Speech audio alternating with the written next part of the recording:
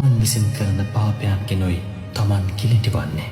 තමන් විසින් පව් නොකිරීමෙන්මයි තමන් පිරිසිදු වන්නේ.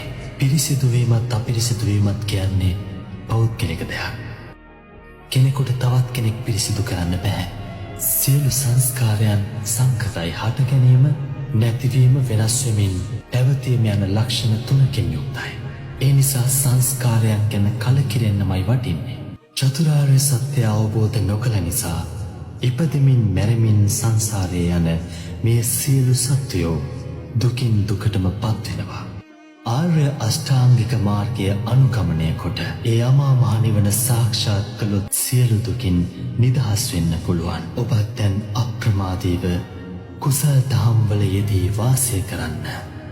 ඔබ මේ ගත කරන මිනිස් ජීවිතය තුළ මනුෂ්‍ය වර්ගයාගේ යහපත පිණිස පිළිපදින්න.